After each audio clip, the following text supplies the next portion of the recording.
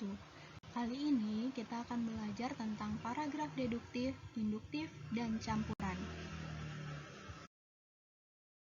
Pembelajarannya yang pertama, memahami pengertian, ciri, contoh paragraf deduktif. Yang kedua, memahami pengertian, ciri, contoh paragraf induktif. Yang ketiga, memahami pengertian, ciri, contoh paragraf campuran. Dan yang terakhir, membedakan paragraf deduktif, induktif, dan campuran. Nah, apakah kamu mengetahui apa itu paragraf deduktif, induktif, dan campuran? Nah, sebelumnya kita harus mengetahui dulu apa itu paragraf.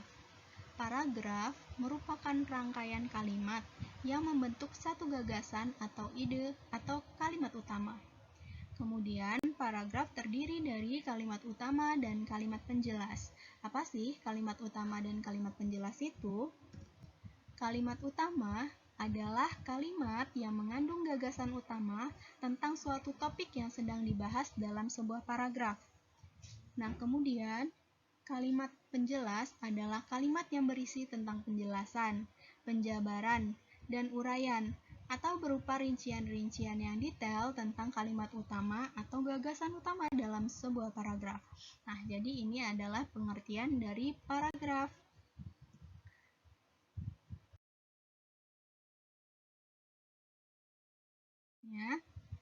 Berdasarkan letak kalimat utamanya, paragraf dibagi menjadi 3, yaitu paragraf deduktif, paragraf induktif, dan paragraf campuran. Berikutnya itu paragraf deduktif. Paragraf deduktif itu paragraf yang mengandung atau kalimat utama atau gagasan utamanya berada di awal paragraf. Nah, itu namanya paragraf deduktif, itu berada di awal paragraf. Kemudian, paragraf ini dikembangkan dengan pola umum khusus, yang diawali dengan sebuah pernyataan yang bersifat umum dan diakhiri dengan pernyataan bersifat khusus. Pernyataan khusus ini dapat berupa contoh, rincian, signifikan, dan bukti-bukti tertentu. Jadi, paragraf deduktif, kalimat utamanya berada di awal paragraf. Berikut ini adalah contoh dari paragraf deduktif. Saat ini, kalangan milenial memiliki pandangan berbeda soal kerja dan gaji. Menurut mereka, kepuasan yang kecil dengan gaji besar adalah sebuah ketidaknyamanan. Maka bekerja sesuai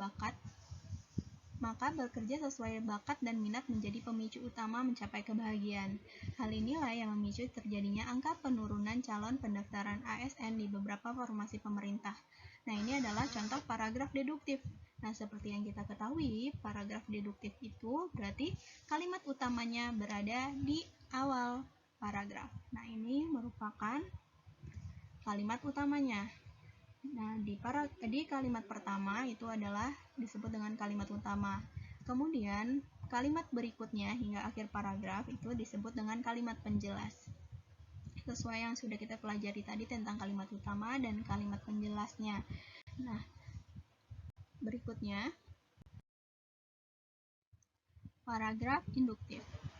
Paragraf ini mengandung kalimat utamanya berada di akhir paragraf. Kemudian dikembangkan dengan pola khusus umum. Pada awal paragraf diisi dengan fakta khusus berupa contoh dan rincian, kemudian akhir paragraf diberi kesimpulan yang bersifat umum. Jadi kalimat paragraf induktif itu adalah kebalikan dari paragraf deduktif, berada di akhir dan polanya adalah khusus umum. Contoh paragraf induktif. Jangan pernah belajar dadakan, artinya belajar sehari sebelum ujian. Belajarlah mulai dari sekarang. Belajar akan efektif kalau kamu belajar dari kumpulan soal. Hal ini dapat dilakukan dengan cara menjawab soal-soal di buku kumpulan soal, mencocokkannya lalu menilainya. Barulah materi yang tidak dikuasai dicari di buku. Itulah beberapa tips belajar menjelang ujian akhir nasional. Nah, karena paragraf induktif itu berada di akhir paragraf, kalimat utamanya, nah berarti ini merupakan kalimat utama dari paragraf induktif, itu berada di akhir. Nah, berarti kalimat sebelumnya adalah kalimat penjelas.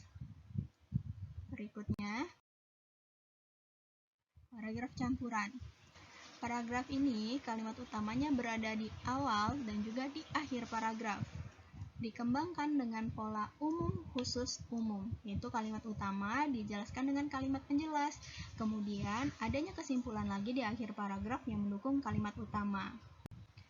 Nah, meskipun gagasan atau ide paragraf dijelaskan 2 kali dalam satu paragraf, bukan berarti kalimat penjelasannya berlawanan.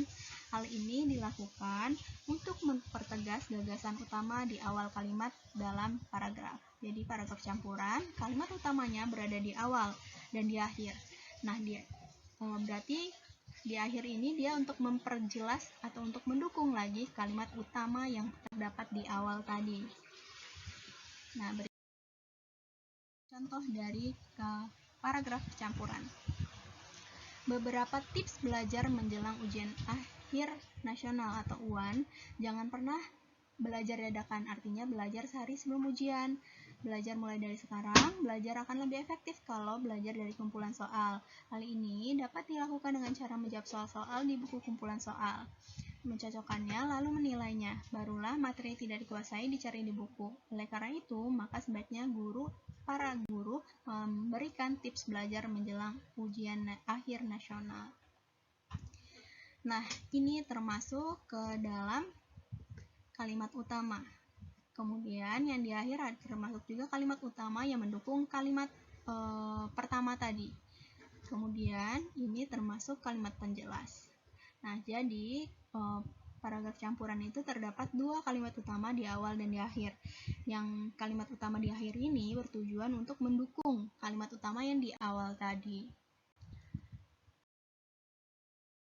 Untuk lebih mudahnya, kita sebut paragraf deduktif itu sebagai A, untuk mengingat lebih mudah. Kemudian induktif itu sebagai B. Campuran itu sebagai C, yaitu A, B, C. Deduktif A, induktif B, campuran C. Apa sih maksud A, B, C?